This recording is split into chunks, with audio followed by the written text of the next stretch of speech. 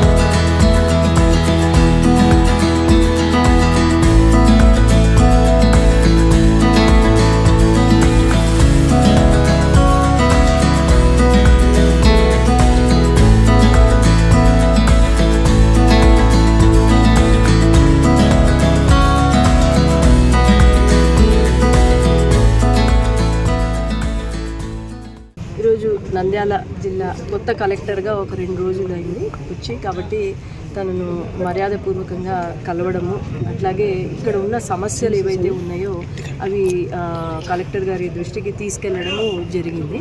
ముఖ్యంగా మనకేం సమస్యలు ఏంటి అంటే, ఈ 5 సంవత్సరాలు పోయిన 5 సంవత్సరాల కాలంగా ఇరిగేషన్ కానివ్వండి, రైతుల సమస్యలు, అగ్రికల్చర్ కానివ్వండి, లేదంటే యువతకు సమస్యలు కానీ చాలా ఉన్నాయి. ఈ సమస్యలు మనము ముందుకు తీసుకెళ్ళాలి, ఖచ్చితంగా ఇది వీళ్ళకు న్యాయం చేయాలి అంటే ఇక్కడ అధికారులు, కలెక్టర్ గారు అయితేనేమి, లేదంటే ఎంఆర్ఓలు, విఆర్ఓలు, ఇరిగేషన్ డిపార్ట్మెంట్, వీళ్ళందరూ కూడా ఎటువంటి పార్షాలిటీ లేకుండా ప్రజల కోసం పని చేస్తేనే మనకు ప్రజలకు అందరికీ మంచి జరుగుతుంది. లాంగ్ టర్మ్ మనము చరిత్రలోనే నిలిచిపోతాం. ఎందుకంటే ఈ 5 సంవత్సరాల కాలంలో ఎన్నో కష్టాలు పడినారు. ముఖ్యంగా రైతులు, వాళ్ళకు నీళ్లు లేక పంటలు వేసుకోలేక చాలా నష్టం జరిగింది.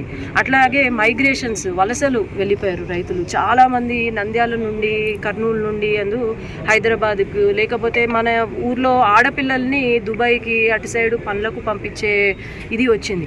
దాన్ని తొందరలో ఆపాలి. ఇక్కడ వీళ్ళ రైతుల బతుకులు బాగు కావాలి, లేదంటే యువతకు ఉపాధి కలగాలి, లేదంటే మహిళలకు రక్షణ కలగాలి అంటే కూడా ఇక్కడ అధికారులు కూడా ఎంతో చక్కగా వ్యవహరించాలా, ఎటువంటి పార్షాలిటీ లేకుండా ప్రజలతో వెంట ఉండి పని చేయాలి. అదే నేను ఈరోజు కలెక్టర్ గారిని కోరుకున్నాను.